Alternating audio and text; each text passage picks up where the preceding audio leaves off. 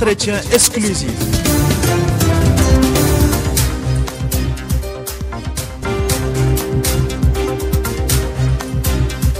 Auditeurs, auditrices d'Ifriqiya FM, bienvenue. Le Comité des Nations Unies contre la torture a récemment souligné l'incapacité du Maroc à se conformer à ses décisions concernant les prisonniers politiques sahraouis Sidi Abdallah Abaha et Mohamed Bouriel. Leur avocate, Maître Oulfa Ouled, est notre invité dans ce numéro d'entretien spécial. Bonjour Maître Oulfa Ouled, merci d'avoir accepté notre invitation. Vous êtes l'avocate de Sidi Abdallah Abaha et Mohamed Bouriel. Dans quelles conditions sont-ils aujourd'hui? Les conditions de détention des prisonniers politiques sahraouis détenus dans le cadre des événements de Gdemizig sont extrêmement mauvaises. Alors c'est vrai que quand on a eu l'arrêt de la Cour d'appel de Rabat qui a à peu près validé en juillet 2017 l'ensemble des condamnations des détenus, on a eu une dispersion des détenus, parce qu'avant ils étaient tous dans la même prison, dans plusieurs prisons marocaines.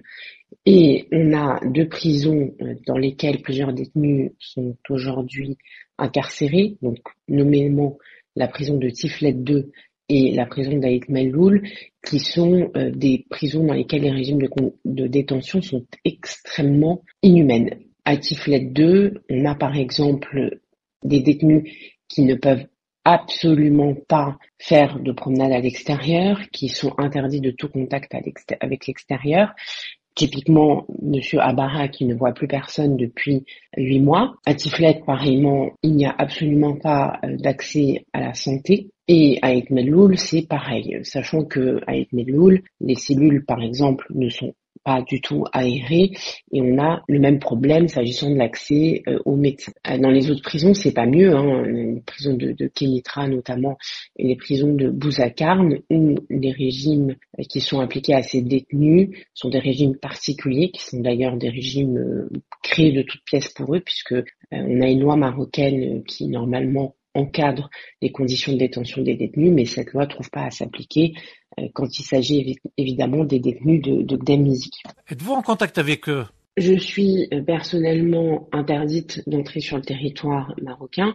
J'ai une décision qui m'interdit l'entrée sur le territoire, m'a été notifiée en février 2018 lorsque j'ai tenté de pénétrer au sein du royaume pour visiter les détenus, et cette décision motivée par le fait que je constituerais un trouble à l'ordre public, elle est évidemment encore en vigueur. J'ai même pas un accès téléphonique, alors que le comité contre la torture a justement précisé que pour les détenus que j'ai représentés devant ce même comité, j'étais censée pouvoir en tout cas échanger avec eux. C'est absolument pas le cas aujourd'hui. Alors ce qui est un peu étonnant depuis le départ, c'est que quand il y a eu le procès en appel des prisonniers politiques de Gdemizig, on a eu accès au territoire marocain, on a pu représenter ces détenus sur la base d'une convention judiciaire qui a été signée entre la France et le Maroc. Et depuis la fin du procès, on m'a gentiment expliqué que ma décision de représentation de ses clients n'était plus en vigueur puisque le procès était terminé, ce qui là aussi est une aberration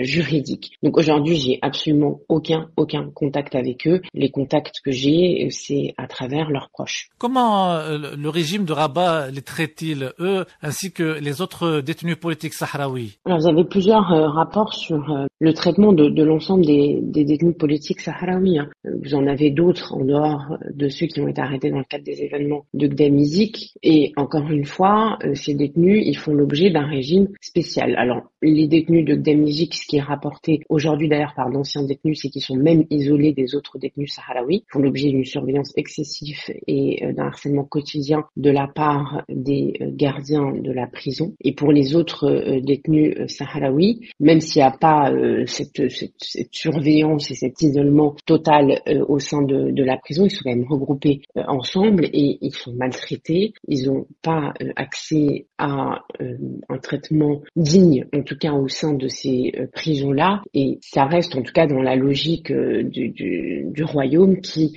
considère que ces détenus doivent être tout simplement maltraités parce qu'à un moment donné, ils ont en tout cas exprimé le fait qu'ils défendaient tout simplement la cause sahraoui. Alors, cela se passe au moment où le Maroc se prévaut de sa présidence du Conseil des droits de l'homme des Nations Unies. N'est-ce pas une aberration d'après vous? Il est franchement difficilement concevable de ne pas s'étonner de la présidence marocaine. Pourquoi? Parce que vous avez le Haut Commissariat aux droits de l'homme des Nations Unies qui comporte plusieurs, ce qu'on appelle des mécanismes. Ces mécanismes, qu'est-ce que c'est? Vous avez le comité contre la torture et le groupe sur la détention arbitraire notamment. Et ces différents comités ont rendu beaucoup de décisions dans lesquelles ils ont considéré que les détenus sahraouis avaient été injustement arrêtés, qu'ils avaient été contraints d'avouer sur la torture et qu'ils faisaient l'objet de régimes de détention extrêmement difficiles. Et toutes ces décisions-là, elles n'ont absolument pas été exécutées. On aurait pu quand même s'attendre avant, en tout cas, la décision de nommer le Maroc à la présidence, que le Maroc fasse des efforts, au moins qu'il fasse semblant de commencer à exécuter certaines décisions, parce qu'il y a aussi une légitimité. Juridiquement, on ne prévoit pas qu'un pays ne puisse pas prendre la présidence s'il n'a pas exécuté un nombre d'ailleurs incalculable de décisions onusiennes. Juridiquement, il n'y a aucun obstacle encore une fois, mais politiquement, c'est un peu quand même compliqué de considérer que la situation est parfaitement normale. Moi, mon intime conviction, c'est que le Maroc a fait un lobbying extrêmement important, peut-être en espérant qu'il allait pouvoir un peu réduire la pression diplomatique sur lui pour pas exécuter l'ensemble de ses décisions. Alors je rappelle qu'il y a quand même un vote, donc voilà, on peut pas considérer, en tout cas on peut pas considérer que les Nations Unies auraient procédé à un vote fallacieux. Je suis pas du tout mon propos, mais on peut s'interroger sur le fait que certains pays aient considéré que ça ne posait pas de difficultés. Parce qu'il y a un moment aussi, il faut faire un peu preuve de cohérence, il faut faire un peu preuve de bon sens. Et un pays qui a été autant condamné, qui n'en a rien à faire, on peut s'interroger sur la raison pour laquelle finalement il a la présidence. Et est-ce que c'est quelque part aussi pas contre-productif, parce que ça aussi envoie un signal en disant un État qui met en place en tout cas un mécanisme de torture aussi important sur une population nommément identifiable, donc cette population c'est les Sahraouis, mais qu'est-ce qu'ils font à la présidence? Il faut s'interroger et on doit s'interroger. Alors pour conclure, quel est votre appel aujourd'hui au sujet de vos mandants et de leurs co-détenus qui eux aussi vivent dans les mêmes conditions finalement? J'ai pas grand espoir pour le moment que la situation change, parce que comme je viens de le dire, malgré des condamnations onusiennes extrêmement nombreuses, la situation a absolument pas changé. Après, on parle de détenus d'opinion politique. Et les détenus politiques, on sait très bien que leur libération, elle dépend de la pression internationale et elle dépend aussi de la situation géopolitique à un moment donné. Donc, moi, j'arrêterai absolument pas de les défendre, mais je me dis pas que la situation va changer demain. En revanche, et ça c'est le souhait vraiment des personnes que je représente, c'est de continuer à dénoncer leurs conditions de détention et de ne pas les oublier. Moi, depuis le début, les détenus me disent qu'une seule chose, il faut pas nous oublier. Et c'est ce que moi j'essaie de faire au quotidien. Après, ce qui est toujours un peu aussi